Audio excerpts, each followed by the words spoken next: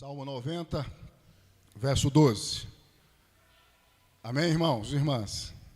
Assim diz a palavra de Deus. Ensina-nos a contar os nossos dias, para que alcancemos coração sábio. Ensina-nos a contar os nossos dias, para que alcancemos coração sábio. O tema da nossa meditação é no espelho do tempo. No espelho do tempo. Esse é o nosso tema. Deus amado, desejamos ouvir a tua voz neste momento. Deste modo, pedimos que tu venhas falar conosco. Usa-me, meu Deus, com poder e autoridade, em o nome de Jesus. Amém e amém. No espelho do tempo. Meus irmãos e minhas irmãs, o ano de 2022 se foi. Assim, o ano de 2023 já chegou. Considerando-nos a divisão do tempo, 2022 é passado. Todavia, 2023 é passado, presente e futuro. Passado porque já deu seus primeiros passos. Presente porque estamos em 2023. Futuro porque estamos no início do ano de 2023. Deste modo, podemos dizer que o tempo para a humanidade é como um relógio que descortina dias, semanas e meses de anos que vão formando a história de pessoas na vida. É o que nós podemos chamar de linha do tempo ou espelho do tempo. Espelho que mostra quem somos e de quem realmente necessitamos na vida. Por isso que Moisés, no verso 12 do Salmo 90, suplica a Deus: ensina-nos a contar os nossos dias, para que alcancemos coração sábio. Em outras palavras, ensina-nos, Deus, a olhar para o tempo como um espelho capaz de mostrar quem somos e de quem realmente necessitamos na vida. Vocês sabem que o Salmo 90 foi confeccionado por Moisés, quando o povo hebreu, depois de ter saído do Egito, andava pelo deserto. 1400 anos antes de Cristo, o Salmo 90, meus irmãos e minhas irmãs, é considerado o salmo mais antigo do Inário de Israel, ou a composição mais antiga das composições do Inário de Israel. No Salmo 90, considerando o seu contexto histórico, Moisés apresenta o tempo como um espelho que mostra o contraste do eterno, isto é, Deus, com o efêmero, isto é, o homem ou a humanidade. O contraste do que não pode ser danificado pelo tempo com o que pode ser danificado pelo tempo. O Salmo 90 destaca a eternidade de Deus e a transitoriedade do homem. Se observarmos os versos de 2 a 10, nós vamos perceber exatamente isto. Deus é eterno. O homem é finito. Meus irmãos, assim sendo, nós podemos destacar, de acordo com o Salmo 90, que no espelho do tempo enxergamos quem somos e de quem realmente necessitamos. Quem somos e de quem realmente necessitamos. Quem somos? Primeiramente, nós temos que responder recorrendo-nos ao Salmo 90, em primeiro lugar, nós somos passivos de morte. Nós somos passivos de morte. É o que destaca os versos 3, 5, 6 e 10 em sua parte final do Salmo 90. Se não percebam comigo, vejam aí o que diz o verso 3. Tu reduzes o homem ao pó. Verso 5. Tu os arrastas na torrente, são como um sono, como a relva que floresce de madrugada. Verso 10, sua parte final. Porque tudo passa rapidamente e nós voamos. Quem nós somos? Quando nós observamos o espelho do tempo, passivos de morte. Ressalta o Salmo 90. Considerando os versos que acabamos de mencionar. Somos passivos de morte. Somos finitos. Somos mortais. Nós morremos. Mas na medida que o tempo vai passando, nós vamos vendo esta realidade com relação a nós sendo ratificada. As pessoas morrem. As pessoas deixam de existir. Quem nós somos? Somos passivos de morte. Em segundo lugar, quem nós somos? Somos passivos de envelhecimento. Nós envelhecemos. É o que destaca os versos 9 e 10. Vejam aí. Pois todos os nossos dias se passam na tua ira, acabam-se os nossos anos como um breve pensamento. Os dias da nossa vida sobem a 70 anos, ou em havendo vigor a 80. Neste caso, o melhor deles é canseira e enfado. Quem nós somos? Passivos de morte, passivos de envelhecimento. Em outras palavras, nós somos dependentes. Nós não somos super pessoas, super homens. Nós morremos, nós envelhecemos. E envelhecimento aí significa perda da vitalidade, perda do vigor, da juventude. Nós somos vulneráveis, nós somos suscetíveis. Nós fraquejamos, nós escorregamos, porque nós somos vulneráveis, passivos de morte, passivos de envelhecimento.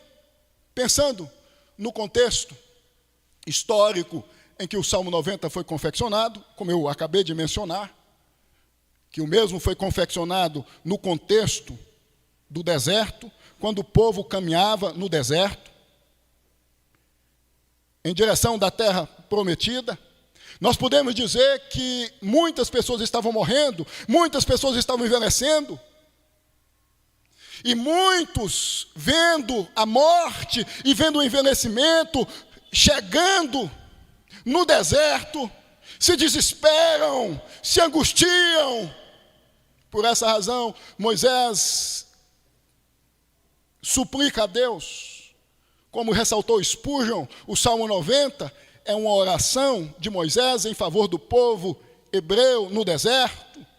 Moisés se coloca diante de Deus, Moisés suplica a Deus em favor do povo. O povo está nessa situação onde muita gente está morrendo, onde muita gente está envelhecendo, e talvez o discurso fosse: nós não vamos chegar até a terra, porque a morte, a envelhecimento. Aí Moisés, neste salmo, ratifica que estas coisas, isto é, a morte e o envelhecimento, faz parte do que é ser humano. As pessoas morrem, as pessoas envelhecem. Moisés está dizendo: a morte e o envelhecimento, em outras palavras, não podem arrancar de nós a esperança. A morte e o envelhecimento, a falta de vivacidade, a falta de entusiasmo, a falta de disposição, que é o envelhecimento muitas vezes, que tem a ver, melhor dizendo, com o envelhecimento, não pode arrancar de nós o vigor, a esperança. Acalmem-se, se voltem a Deus. A conclusão, dito isto, segundo Moisés, acerca de nós, é que nós não podemos confiar em nós mesmos e nem em pessoas iguais a nós, porque todos nós morremos e envelhecemos. Nós só podemos confiar em Deus. O Salmo 90 quer conclamar a mim e a você a não se apoiar em mim, nem em você, em ninguém que existe nessa ambiência física, mas em Deus.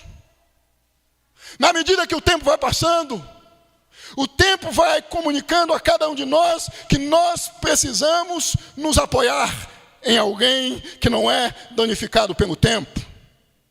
Isto é, em Deus, por algumas razões que eu passo a apresentar a vocês. Primeira razão, por ser Deus imortal.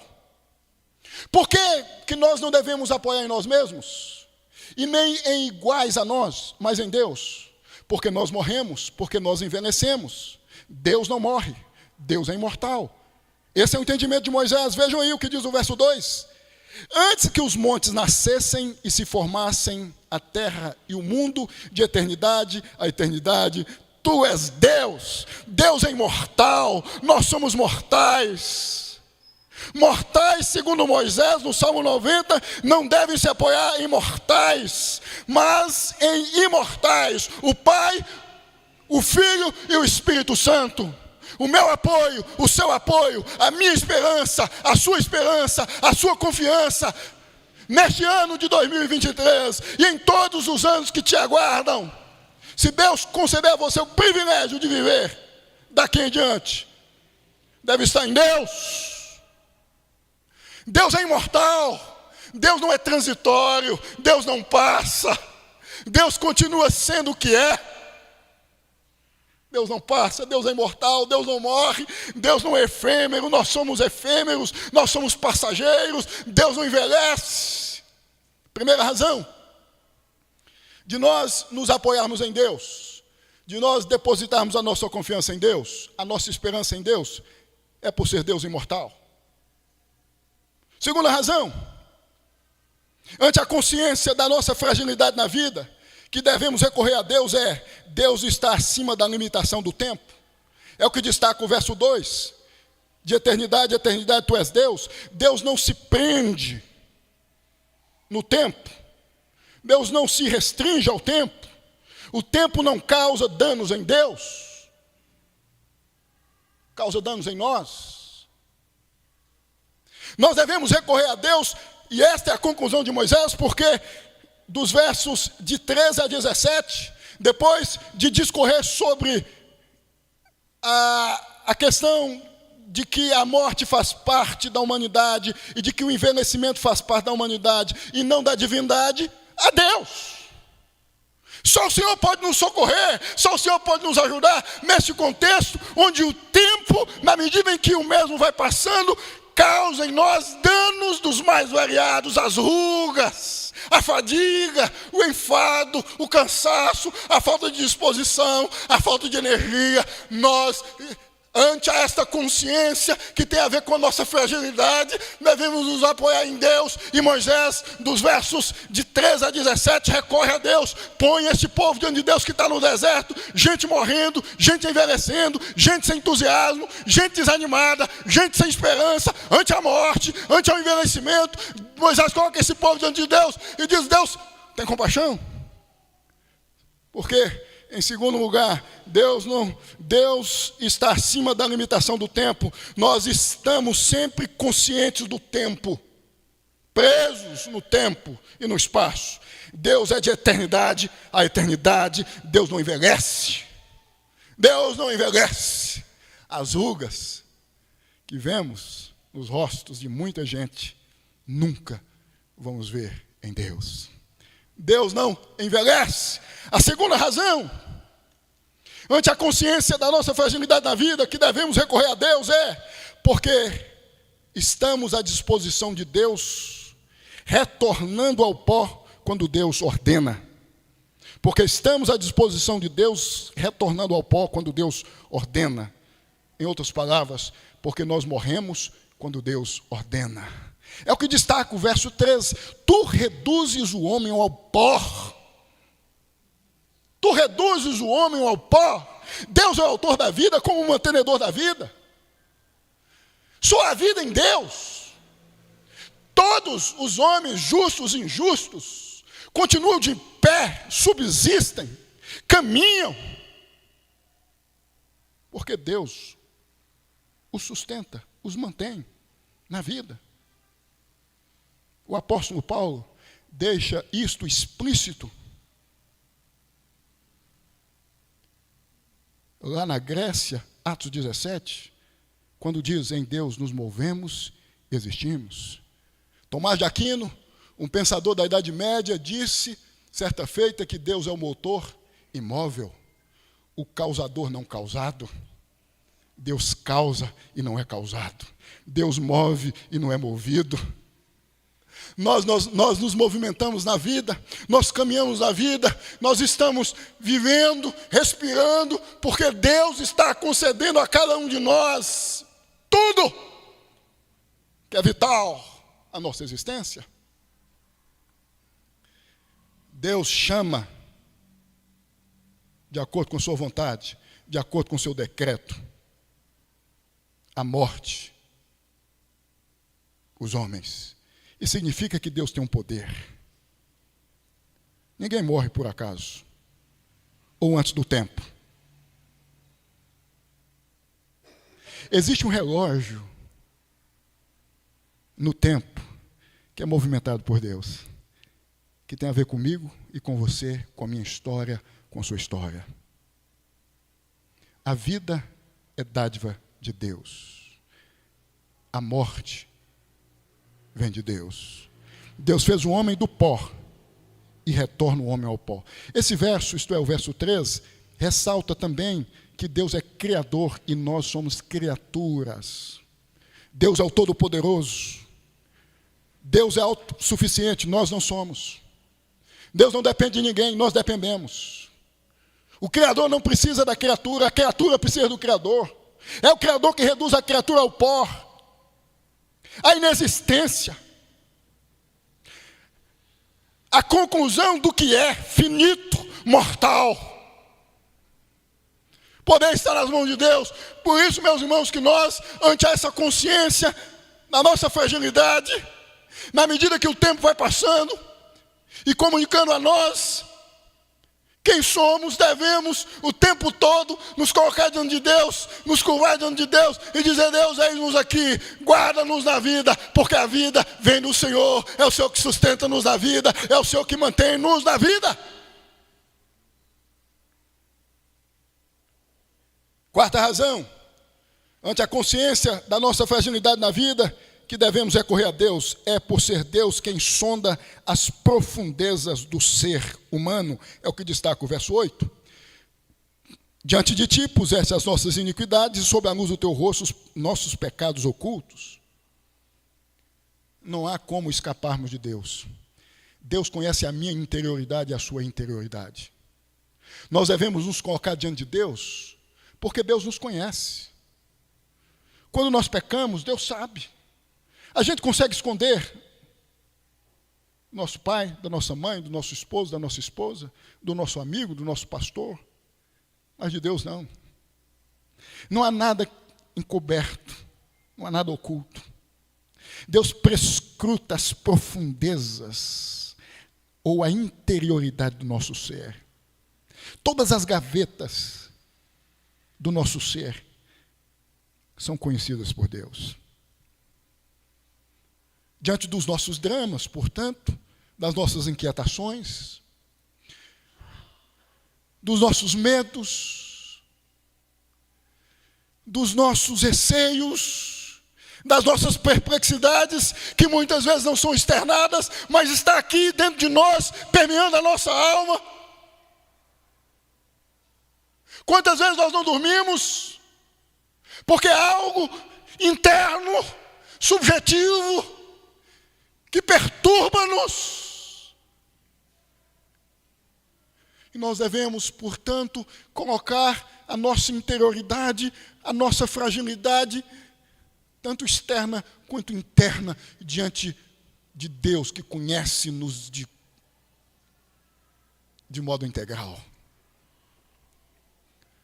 Recorra a Deus. É certo que Moisés quer dizer aqui que a razão de tudo que faz parte da humanidade de ruim é o pecado. Mas eu entendo que nós podemos considerar que ante a nossa real condição de pessoas que pecam, nos colocarmos diante de Deus, porque só Deus sabe lidar com pessoas como nós, em Cristo. Sangue de Cristo, a pessoa bendita de Cristo, proporciona a cada um de nós reconciliação, favor diante de Deus. Eu concluo esta mensagem destacando 3 coisas. A primeira é que a razão de sermos passivos de morte e de envelhecimento é a queda de Adão. A razão de sermos passivos de morte e de envelhecimento é a queda de Adão, é o que destaca os versos de 7 a 11.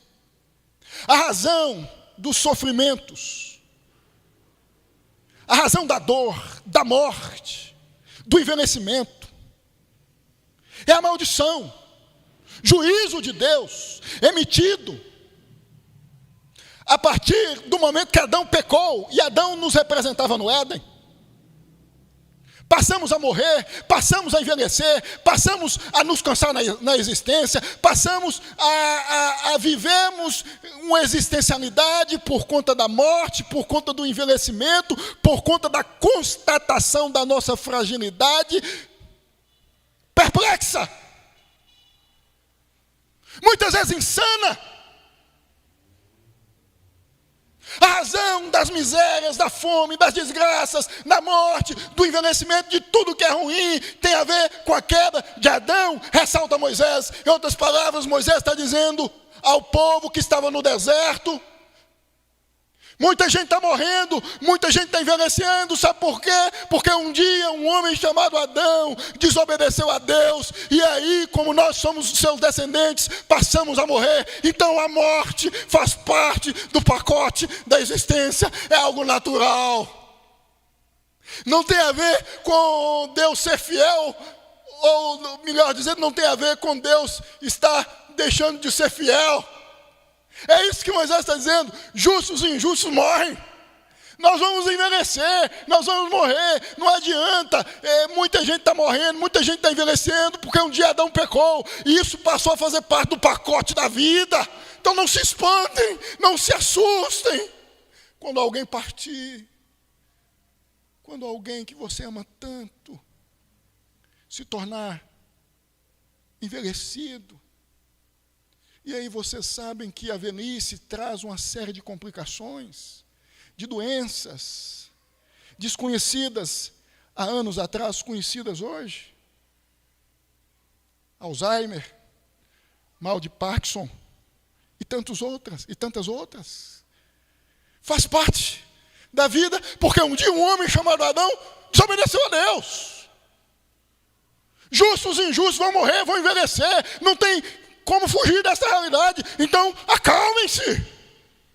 A igreja de Deus está caminhando no deserto chamado mundo. O povo de Israel caminhando no deserto representava a igreja militante caminhando no mundo.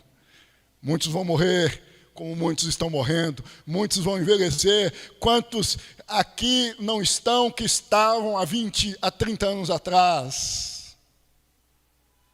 Quantos que há 20, há 15 anos atrás estavam aqui com entusiasmo, com vigor, mas já não estão mais? É normal, é natural. É isso que Moisés está dizendo. A razão de sermos passivos de morte e de envelhecermos é a queda de Adão. Segunda coisa que eu desejo destacar nesta conclusão é: temos que recorrer a Deus suplicando o seu cuidado. É o que destaca os versos de 13 a 17.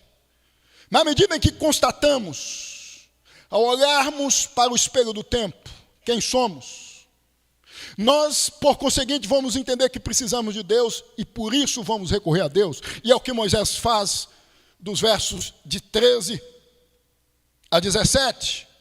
Volta-te, Senhor, até quando? Tem compaixão dos teus servos.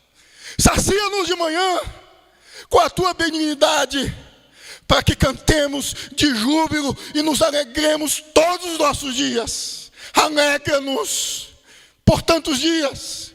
Quantos nos tens afligido por tantos anos, quantos suportamos a adversidade, aos teus servos apareçam as tuas obras, e a seus filhos a tua glória, seja sobre nós a graça do Senhor nosso Deus, confirma sobre nós as obras das nossas mãos, sim, confirma a obra nas nossas mãos, em outras palavras, nos abençoe em Cristo, nos sustente em Cristo, nos guarde em Cristo. Sabe por quê? Essa é a terceira coisa desta conclusão.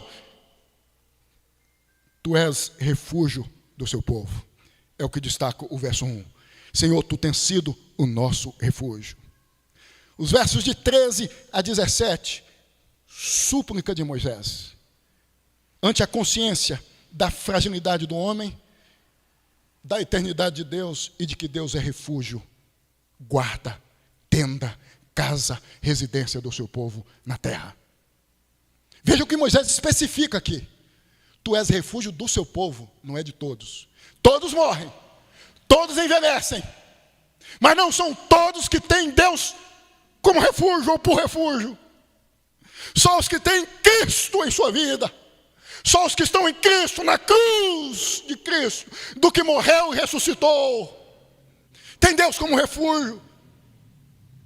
O povo, lembrem-se, estava no deserto, montando tenda e desmontando tenda, sem endereço fixo, sem residência. Moisés está dizendo: nós não temos uma tenda, uma casa fixa, algo que representa a nossa segurança, mas nós temos um Deus que é refúgio. A nossa tenda é Deus.